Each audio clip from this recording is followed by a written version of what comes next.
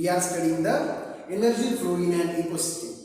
Chapter number 7 of science part 2, and we are into the last lecture of this particular chapter, because up to this lecture we have studied different concepts in this particular chapter, that is energy pyramid, different biogeochemical cycles, है की नाही, हे सगळं आपण आतापर्यंत study केलंय.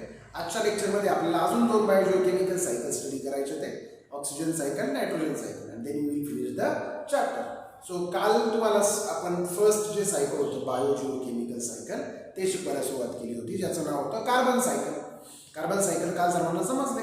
Now today we are going to see the next cycle, next biogeochemical cycle, and that is oxygen cycle. Next biogeochemical cycle is called as oxygen cycle. So now let's try to understand what is meant by oxygen cycle. Okay, obviously जसं carbon cycle मध्ये आपण कशाचं transfer शिकलो, कार्बनचं, म्हणजे आपल्या ecosystem मध्ये, आपल्या biosphere मध्ये कार्बन कशा प्रकारे सर्क्युलेट होतं, बरोबर ना, कार्बन कशा प्रकारे ट्रान्सफर होतं हे शिकलो. आता शिकायचं oxygen. Oxygen is necessary for us. Oxygen कशा प्रकारे ट्रान्सफर होतं हे आता आपल्याला शोधून घ्यायचं. फर्स्ट ऑफ ऑल तो तुम्हाला सर्वांना माहिती आहे, there is 21% oxygen in the atmosphere. म्हणजे जे आपलं ॲटमॉस्फिअर आहे त्या ॲटमॉस्फिअर मधली जी एअर आहे त्याच्यातलं 21% काय आहे सांगायचं पटकन, ऑक्सिजन आहे. It is also present in. मग आता याचा अर्थ असा होतो का ऑक्सिजन हे फक्त ॲटमॉस्फिअर मध्ये प्रेझेंट आहे. आपल्या सर्वांना माहिती आहे, आपण कॉम्पोनंट शिकलोत आपल्या अर्थचे. ॲटमॉस्फिअर असेल, ॲटमॉस्फिअर म्हणजे एअर, हायड्रोस्फिअर म्हणजे वॉटर, लिथोस्फिअर म्हणजे सॉलिड रॉक्स, आहे की नाही, बायोस्फिअर म्हणजे जिथे लिव्हिंग ऑर्गॅनिझम्स राहतात. मग हे 21% ऑक्सिजन ॲटमॉस्फिअर मध्ये आहे, but it is also present in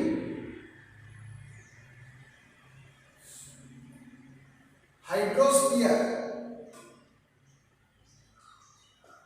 and lithosphere. लक्षात घ्या. ओके, 21% ऑक्सिजन आहे ॲटमॉस्फिअर मध्ये, but it is also present in hydrosphere and lithosphere. म्हणजे हे हायड्रोस्फिअर मध्ये आणि लिथोस्फिअर मध्ये पण प्रेझेंट असतं.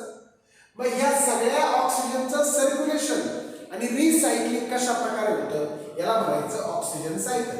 So the circulation and recycling of oxygen within biosphere, कारण ऑक्सिजन ऑब्वियसली रिक्वायर्ड असणार आहे, किंवा विदिन अन इकोसिस्टम म्हणलं तरी चालते. विदिन अन इकोसिस्टम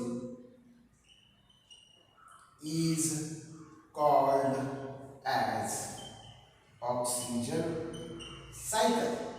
म्हणजे एखाद्या इकोसिस्टम मध्ये ऑक्सिजनचं सर्क्युलेशन म्हणजे एका ऑर्गॅनिझम कडनं दुसऱ्या ऑर्गॅनिझमला ऑक्सिजन कशा प्रकारे जातं, आणि रिसायकलिंगचा अर्थ काय की ऑर्गॅनिझमच्या डेथ नंतर ते परत सर्क्युलेट झालं पाहिजे.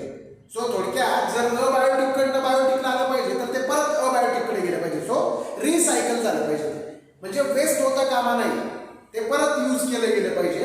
So circulation and recycling of oxygen within an ecosystem is called as oxygen cycle. बरोबर की नाही. सो ऑक्सिजन जे आहे ते रिसायकल होतं, सर्क्युलेट होतं इकोसिस्टम मध्ये, याला काय म्हणायचं सांगा चला पटकन, ऑक्सिजन सायकल.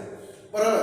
याच्यामध्ये परत एकदा बायोटिक कंपाऊंड दोन्ही पण येणार obviously, because oxygen is present in the atmosphere, basically air मध्ये प्रेझेंट आहे. सो अबायोटिक आहे, आणि हे आपल्याला लागतं, आपण बायोटिक आहोत. So it also includes biotic and abiotic components. But very important thing about the oxygen is continuously produced as well as used in the atmosphere. Oxygen हे प्रोड्यूस पण होतं आणि यूज पण होतं ॲटमॉस्फिअर मध्ये. लक्षात घ्या, oxygen is continuously produced as well as used in the atmosphere. आपलं जे ॲटमॉस्फिअर असतं त्या ॲटमॉस्फिअर मध्ये ऑक्सिजन हे कंटिन्युअसली काय होत असतं सांगा, प्रोड्यूस पण होत असतं आणि यूज पण होत असतं. कारण ऑक्सिजन रिक्वायर्ड आहे ऑल द लिव्हिंग ऑर्गॅनिझम्सला, आणि सगळ्या लिव्हिंग ऑर्गॅनिझम्स जर रिक्वायर्ड असेल तर तो प्रोड्यूस होत असला पाहिजे, आणि प्रोड्यूस होत असला पाहिजे तर तो यूज होत असला पाहिजे सगळ्या लिव्हिंग ऑर्गॅनिझम्स कडनं, म्हणजे आपण जसा यूज करतो. कालचं तुम्हाला आठवत असेल मुलांना फोटोसिंथेसिस. फोटोसिंथेसिस रिएक्शन झालं काय होतं, कार्बन डायऑक्साईड आणि वॉटरची रिएक्शन झाली होती आणि फूड तयार झालं होतं प्लांट्समध्ये, ग्लुकोज, आणि त्याबरोबर साईड प्रोडक्ट काय होता, ऑक्सिजन. सो ऑक्सिजन तयार होतं प्लांट्समध्ये आणि ते प्लांट्स बाहेर टाकतात, हे काल शिकलो आपण. So oxygen is produced in the process of photosynthesis. It is produced in photosynthesis. Oxygen जे असतं ते कोणत्या प्रोसेसमध्ये तयार होतं, कोणत्या प्रोसेसमध्ये प्रोड्यूस केलं जातं, फोटोसिंथेसिस. Very important. एकाच प्रोसेसमध्ये यूज केलं जातं, सॉरी तयार होतं, तयार एकाच प्रोसेसमध्ये होते, that is called photosynthesis. But use अनेक प्रोसेसमध्ये होते, यूज अनेक प्रोसेसमध्ये होते. जसं की आपण यूज करतो, आठवा जरा नीट, आपण यूज करतो, आपण ऑक्सिजन आतमध्ये घेतो, फूड आतमध्ये घेतो, आठवा कालची रेस्पिरेशनची प्रोसेस, आणि फूड आणि ऑक्सिजनची रिएक्शन होते. रेस्पिरेशन म्हणजे काय, फूड आणि ऑक्सिजनची reaction to produce energy. Respiration म्हणजे तुम्हाला वाटतं फक्त श्वसन, तसं नाहीये. ऑक्सिजन जो आपण आतमध्ये घेतो तो ऑक्सिजन फूड बरोबर कंबाईन होतो आणि त्याच्यापासून आपल्याला काय मिळते, एनर्जी मिळते. So that process is called as respiration. So it is produced in the photosynthesis, but it is used in respiration. Respiration मध्ये हा काय केला जातो, यूज केला जातो.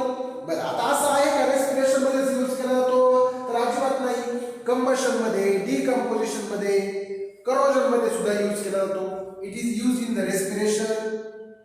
कंबशन म्हणजे ज्वलन, कारण ऑक्सिजन हे ज्वलनास मदत करतं, बर्निंग लाईन.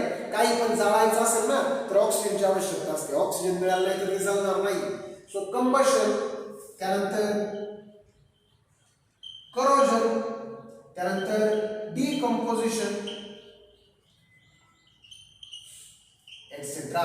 लक्षात घ्या, हे कुठे कुठे वापरलं जाते ऑक्सिजन. रेस्पिरेशन मध्ये तर वापरतो, आपण वापरतो रेस्पिरेशन मध्ये, आपण ऑक्सिजन आत घेतो, लक्षात येते सर्वांच्या. But it is use in the combustion, it is use in the corrosion. Corrosion म्हणजे कळते ना, गंज. गंज का चालतो, तर ऑक्सिजन बरोबर रिएक्शन होते म्हणून. डिकम्पोजिशन, डिकम्पोजिशन करतं, डिकम्पोजर्स जे आहेत ते आपल्या डेड बॉडीजवरती, म्हणजे लिव्हिंग ऑर्गॅनिझम्सच्या डेड बॉडीजवरती फीड करतात. त्याला म्हणायचं काय सांगा, डिकम्पोजिशन. त्यासाठी सुद्धा त्यांना काय रिक्वायर्ड असतं सांगा, चला पटकन, ऑक्सिजन रिक्वायर्ड असतो. So it is use in the respiration, combustion, corrosion, decomposition etcetera. आणि हा प्रोड्यूस कुठे होतो, फोटोसिंथेसिस मध्ये. लक्षात आले तुम्हाला सांगा. It is a very complex cycle. Oxygen cycle जे आहे ना, it is very complex cycle. Oxygen cycle आहे ना, ती खूप काय सांगा, चला पटकन, कॉम्प्लेक्स सायकल आहे. इथे लक्षात सर्वांच्या. आपण एक जनरल ओव्हरव्ह्यू पाहतो, वर थोडक्यात आपण ते अंडरस्टँड करून घेतो, डिटेलमध्ये तुम्हाला नाहीये, but it is very complex. Obviously सी कशा प्रकारे होत असेल सांगा बरं पटकन. प्लांट्स ऑक्सिजन बाहेर टाकतात, ते आपण आतमध्ये घेतो, आपण कार्बन डायऑक्साईड बाहेर टाकतो, बरोबर ना. कार्बन डायऑक्साईड मध्ये सुद्धा ऑक्सिजन आहेच की, कार्बन डायऑक्साईड मध्ये सुद्धा काय आहे, ऑक्सिजन आहेच. ऑक्सिजन हे जे आहे हे खूप रिॲक्टिव्ह आहे, very reactive. So it reacts with the various substances, है की नाही. आणि ते वेगवेगळ्या फॉर्म मध्ये पाहायला मिळतं आपल्याला. म्हणजे फॉर एक्झाम्पल, कार्बन बरोबर रिॲक्ट झालं ऑक्सिजन, कार्बन डायऑक्साईड तयार झालं. हायड्रोजन बरोबर रिॲक्ट झालं, वॉटर तयार झालं. अजून एक बऱ्याचशा मेटल्स बरोबर रिॲक्ट होतं, मेटल ऑक्साइड्स तयार होतात. So oxygen is very reactive.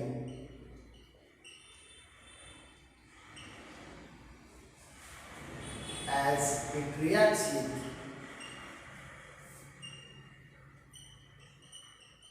various substances.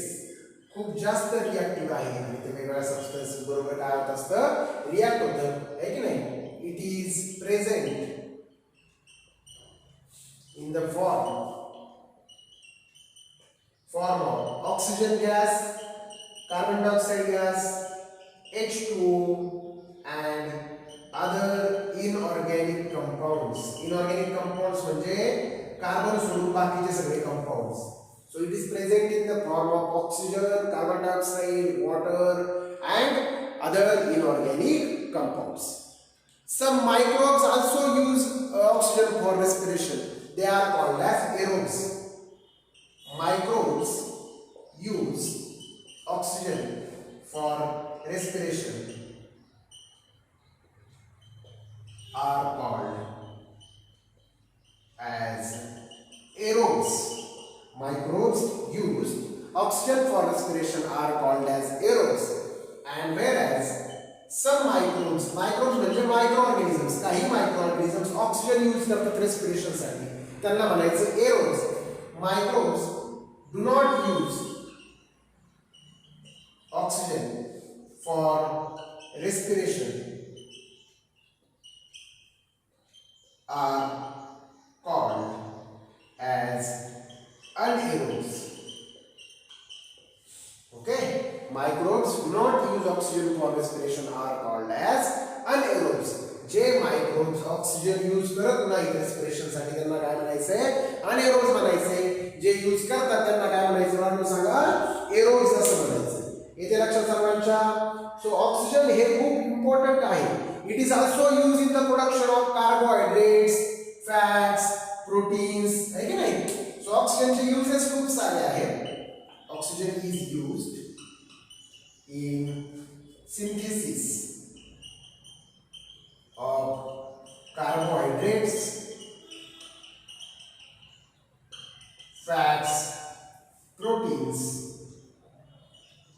Okay, so proteins तयार करण्यासाठी, कार्बोहायड्रेट्स तयार करण्यासाठी, फॅट्स तयार करण्यासाठी हे ऑक्सिजन काय केलं जातं सांगा? यूज केलं जातं. It is also use in the various chemical reaction and in various chemical reaction. वेगवेगळ्या प्रकारच्या केमिकल रिएक्शन्स मध्ये सुद्धा ऑक्सिजन काय केलं जातं? यूज केलं जातं. ऑक्सिजनचे युजेस सांगतोय आपण, ठीक आहे. त्याचबरोबरीने ऑक्सिजन जे आहे ते यूज केलं जातं ओझोन सिंथेसिस मध्ये. ओझोन लेअर फॉर्म करण्यामध्ये सुद्धा ऑक्सिजन यूज केलं जातं. Oxygen is used in formation of ozone layer. Ozone layer formation मध्ये सुद्धा ऑक्सिजनचा काय केला जातो? यूज केला जातो. Okay, so this is about the oxygen cycle. So हे काय आहे बाळांनो? ऑक्सिजन सायकल आहे. जवळजवळ 21% जे ऑक्सिजन आहे की नाही आपल्या ऍटमॉस्फिअर मध्ये प्रेझेंट आहे. It is also present in the hydrosphere and lithosphere. तर ऑक्सिजनचं सर्क्युलेशन आणि रिसायकलिंग कशा प्रकारे होतं इकोसिस्टीम मध्ये, याला म्हणायचं ऑक्सिजन सायकल. ऑक्सिजन ऍटमॉस्फिअर मध्ये प्रोड्यूस होतं आणि ते यूज पण केलं जातं. It is produce in photosynthesis. It is use in the respiration, combustion, corrosion, decomposition. Complex cycle आहे ऑक्सिजन सायकल खूप. आणि ऑक्सिजन खूप रिॲक्टिव्ह आहे. सो ते पटकन रिॲक्ट होतं, त्यामुळे तो आपल्याला वेगवेगळ्या फॉर्ममध्ये पाहायला मिळतो. ऑक्सिजन फक्त ऑक्सिजन राहत नाही, कारण तो रिॲक्ट होतो. सो आपल्याला कार्बन डायऑक्साईडच्या फॉर्ममध्ये, वॉटरच्या फॉर्ममध्ये, इनऑर्गॅनिक कंपाऊंडच्या फॉर्ममध्ये पाहायला मिळतो. काही मायक्रो ऑर्गॅनिझम्स ऑक्सिजन यूज करतात रेस्पिरेशनसाठी, त्यांना आपण एरोब्स असं म्हणतो. काही मायक्रो ऑर्गॅनिझम्स यूज करत नाही, त्यांना आपण अनएरोब्स असं म्हणतो. ऑक्सिजन अजून कुठे यूज केलं जातं? It is use in the synthesis of carbohydrates, fats, proteins and in various chemical reactions. And it is also use in the ozone formation. Okay, so ozone layer फॉर्मेशनमध्ये सुद्धा ऑक्सिजनचा यूज केला जातो. So this is about the oxygen cycle. I hope you all have understood the oxygen cycle. Okay, now let's see the last cycle from this chapter, that is nitrogen cycle. Okay, the next cycle as we have discussed is the nitrogen cycle. Nitrogen cycle. Okay, first of all let's try to understand why nitrogen is required. कारण ते जर कळलं तरच आपण nitrogen cycle study करू. Nitrogen कशाला required असतं? तर आपल्या बॉडीमध्ये प्रोटीन्स असतात, अमायनो ऍसिड्स असतात. या सगळ्यांचा एक इम्पॉर्टंट पार्ट आहे काय सांगा? Nitrogen. That is why nitrogen is required by us. आपल्याला नायट्रोजनची रिक्वायरमेंट असते. इथे लक्षात सर्वांच्या. पण नायट्रोजनचं सायकल कशा प्रकारे कॅरी आउट होतं हे जर समजून घ्यायचं असेल तर ऑब्विसली आपल्याला स्टार्ट करावी लागेल ॲटमॉस्फिअर पासून. आपलं जे ॲटमॉस्फिअर आहे याच्यामध्ये 78% पोर्शन नायट्रोजन गॅस आहे. 78% नायट्रोजन गॅस इन काय सांगा atmosphere. But problem is what? This nitrogen gas is not useful to the living organism.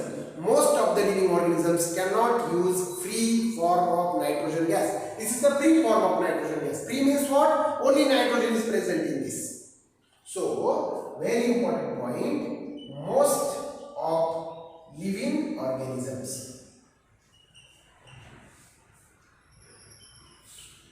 cannot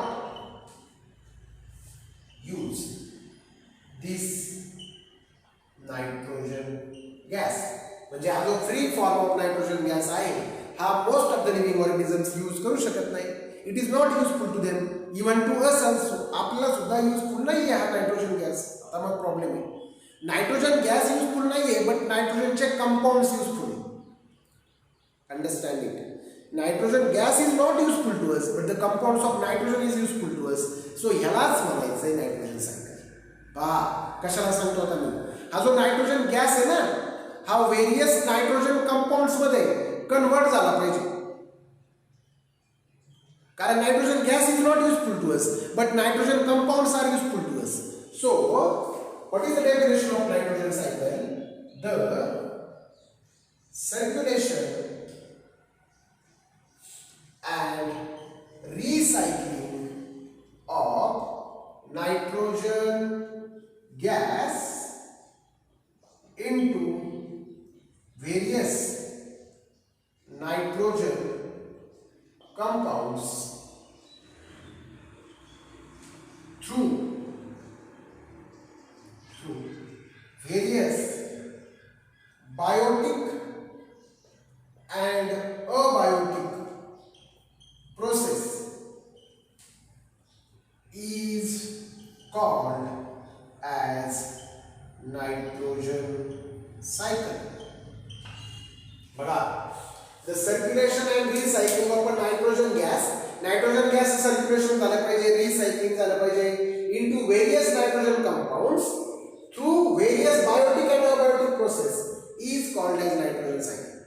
nitrogen gas जो आहे त्याचं सर्क्युलेशन झालं पाहिजे म्हणजे तो एका ऑर्गॅनिझमकडे दुसऱ्या ऑर्गॅनिझमकडे असा ट्रान्सफर होत राहिला पाहिजे आणि रिसायकलिंग झालं पाहिजे. डेथ नंतर ऑर्गॅनिझमच्या डेथ नंतर परत तो ॲटमॉस्फिअर मध्ये नायट्रोजन गॅसच्या फॉर्म मध्ये आला पाहिजे. नायट्रोजन गॅस ॲटमॉस्फिअर मधनं घेतला तो परत ॲटमॉस्फिअर मध्ये नायट्रोजन गॅसच्या फॉर्म मध्ये गेला पाहिजे. सो त्याचं प्रमाण आहे ते काही कमी होणार नाही. तर काय होईल, प्रमाण कमी होत राहील.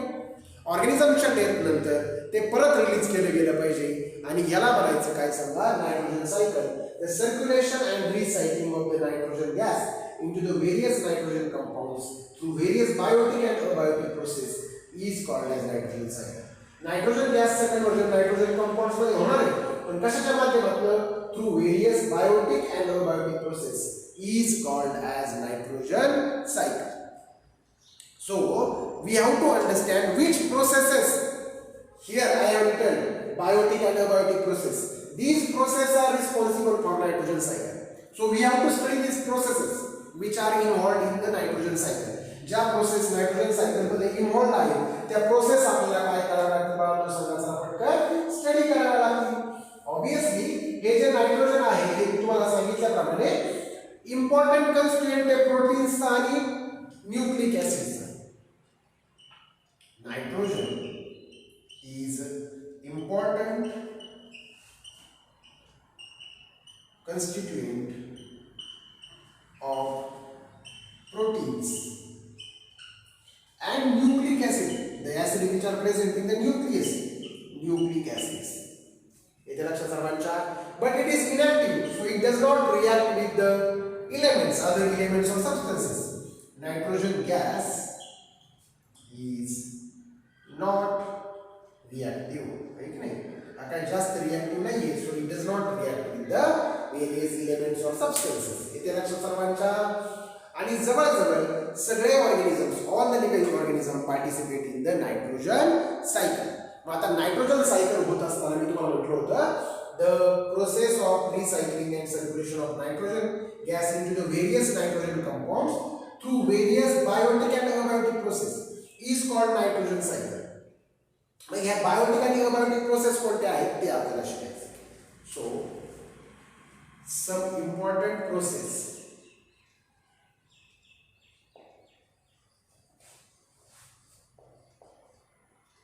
important process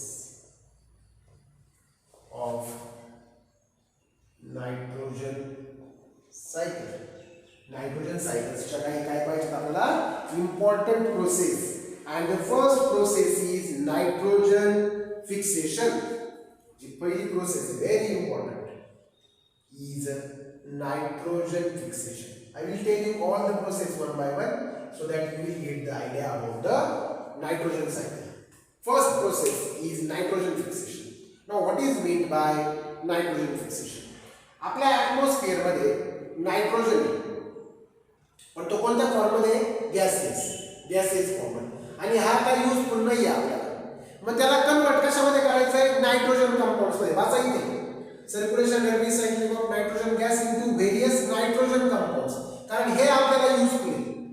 बरोबर. नायट्रोजन गॅसचं कन्वर्जन नायट्रोजन कंपाऊंड्स मध्ये करायचं. नायट्रोजन गॅसचं कन्वर्जन नायट्रोजन कंपाऊंड्स मध्ये करायचं. This process is called as nitrogen fixation. The conversion of atmospheric nitrogen into nitrogen compounds. है कि नहीं? The conversion of nitrogen gas into nitrogen compounds through various atmospheric, industrial and biological process. जो atmospheric nitrogen gas असतो त्याचं conversion झालं पाहिजे nitrogen compounds मध्ये. आणि कोणत्या प्रोसेसच्या माध्यमातून? Through various atmospheric, industrial and biological process. atmospheric मध्ये म्हणजे atmosphere मध्ये होणारे प्रोसेस म्हणून. इंडस्ट्रीज मध्ये म्हणजे इंडस्ट्रीज मध्ये ह्यूमन्सने आर्टिफिशियली नायट्रोजनचं कन्वर्जन नायट्रोजन कंपाऊंड्स मध्ये केले गेले त्याला इंडस्ट्री म्हणायचं. आणि बायोलॉजिकल प्रोसेस म्हणजे काय? काही लिव्हिंग ऑर्गॅनिझम सुद्धा काय करतात? नायट्रोजन गॅसचं कन्वर्जन नायट्रोजन कंपाऊंड्स मध्ये करतात. याला म्हणायचं बायोलॉजिकल प्रोसेस. तुम्ही पाहिलं आहे मागे ॲझिटोबॅक्टर आहे की नाही.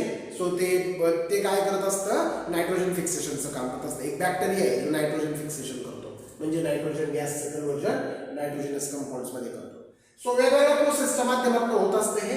ॲटमॉस्फेरिक प्रोसेस असेल, इंडस्ट्रियल प्रोसेस असेल आणि बायोलॉजिकल प्रोसेस असेल. सो कळलं का? पहिली स्टेज समजली सर्वांना, nitrogen fixation. Now the second stage, ammonification.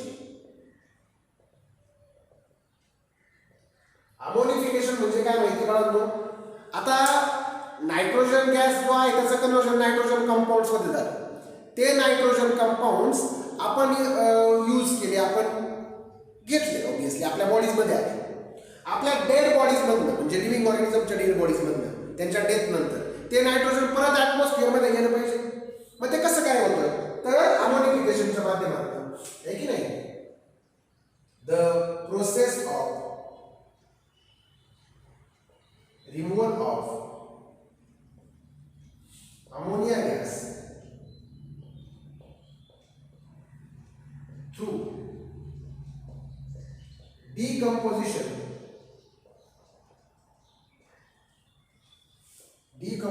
of dead bodies of living organisms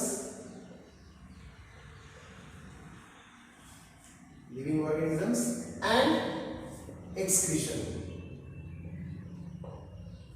through them.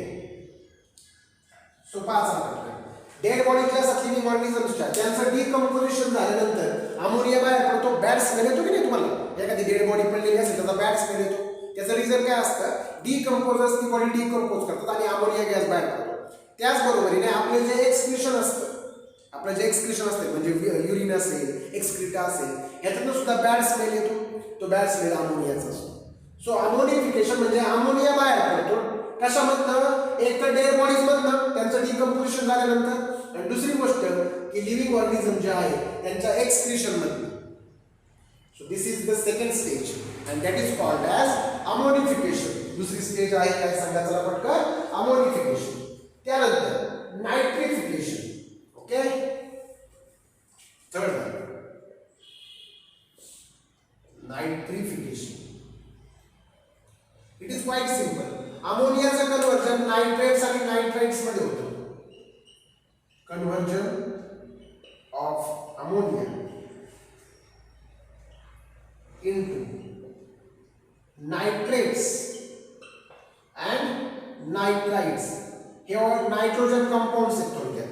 हे जे नायट्रोजन कंपाऊंड्स तयार झाले होते ना, त्या नायट्रोजन कंपाऊंड्स मध्ये परत कन्वर्जन झालं अमोनियाचं, याला म्हणायचं नायट्रिफिकेशन.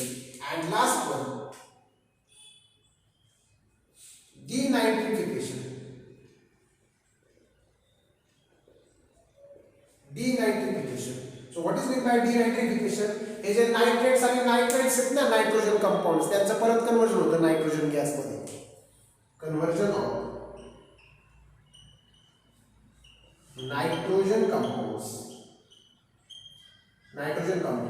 like nitrates and nitrites into nitrogen gas. बघा परत नायट्रोजन गॅस मध्ये कन्वर्जन झालं की नाही झालं? बघा चला, conversion of nitrogen compounds that is nitrites and nitrates into nitrogen gas is called as denitrification. So पहा बरं पटकन 4 स्टेप मध्ये तुम्हाला नायट्रोजन सायकल समजेल. ॲटमॉस्फिअर मध्ये नायट्रोजन एक गॅसियस फॉर्म मध्ये, तो काय आपल्या उपयोगाचा नाही. त्याचं कन्वर्जन नायट्रोजन कंपाऊंड्स मध्ये होतं, लाईक नायट्रेट्स अँड नायट्राइट्स. नायट्रेट्स आणि नायट्राइट्स ही नायट्रोजन कंपाऊंड्स आहेत, त्याच्यामध्ये कन्वर्जन होतं ॲटमॉस्फेरिक प्रोसेसच्या माध्यमातून, इंडस्ट्रियल प्रोसेसच्या माध्यमातून, बायोलॉजिकल प्रोसेसच्या माध्यमातून. याला म्हणायचं नायट्रोजन फिक्सेशन. सो नायट्रोजन गॅसचं कन्वर्जन नायट्रोजन कंपाऊंड्समध्ये होण्याच्या प्रोसेसला म्हणायचं नायट्रोजन फिक्सेशन. आता ते नायट्रोजन कंपाऊंड्स आपण यूज करतो, लिव्हिंग ऑर्गॅनिझम्स यूज करतो. हे जे लिव्हिंग ऑर्गॅनिझम्स आहेत यांनी हे कंपाऊंड्स यूज केल्यानंतर ते परत ॲटमॉस्फिअरमध्ये रिलीज झाले पाहिजे त्यांच्या डेथ नंतर. मग कसं होतं अमोनिफिकेशन मधनं, the process of removal of ammonia gas through the decomposition of dead bodies of living organisms and through the excretion through them. Okay, म्हणजे डेड बॉडीज मधनं अमोनिया बाहेर टाकला जातो डिकम्पोजर्सच्या माध्यमातून, आणि एक्सक्रिशन मधनं सुद्धा अमोनिया गॅस बाहेर टाकला जातो. हा अमोनिया जो आहे याचं कन्वर्जन नायट्रेट्स आणि नायट्राइट्स ह्या नायट्रोजन कंपाऊंड्स मध्ये होतं, याला म्हणायचं नायट्रिफिकेशन. आणि परत ते नायट्रोजन कंपाऊंड्स नायट्रेट्स आणि नायट्राइट्स नायट्रोजन गॅसमध्ये कन्वर्ट होतात, याला म्हणायचं डिनायट्रिफिकेशन. सो नायट्रोजन गॅसचं नायट्रोजन कंपाऊंड झाले, नायट्रोजन कंपाऊंड्स अमोनियाच्या फॉर्ममध्ये बाहेर पडले, अमोनिया परत नायट्रोजन कंपाऊंड्समध्ये कन्वर्ट झाला, आणि नायट्रोजन कंपाऊंड्सपासून परत नायट्रोजन गॅस तयार झाला. It is called as nitrogen cycle. So अशा प्रकारे तुम्हाला एक छानसं नायट्रोजन सायकल मी इथे समजून सांगितलेलं आहे की नाही. या 4 स्टेजेसमध्ये आपलं नायट्रोजन सायकल कॅरी आउट होत असतं. So I hope you will understand and you will study this particular cycle in detail. Okay, so this is about the nitrogen cycle. So in this way we have finished our 3 cycles: carbon cycles, nitrogen cycle and oxygen cycle. These are the biogeochemical cycles. Okay, and we have studied the 7th topic of science part 2, and that is energy flow in an ecosystem. Okay, so I hope you all have understood this particular chapter. Do study of this chapter. We are going to conduct the exam very soon. ठीक आहे, so सगळ्यांनी व्यवस्थित study करायचा आहे, notes complete करायच्या. ते I have written everything on the board. बोर्डवर सगळं लिहितोय आपण, आणि तुम्हाला ते तुमच्या वयामध्ये कंप्लीट करून घ्यायचं आहे. आम्ही लिहितोय, तुम्हाला काहीही मनाने लिहायला ठेवत नाही, फक्त हे कॉपी करायचं आहे आणि तुमच्या वयामध्ये लिहायचं आहे. Okay, so we will stop here. In the next lecture we will start with the new topic. Thank you.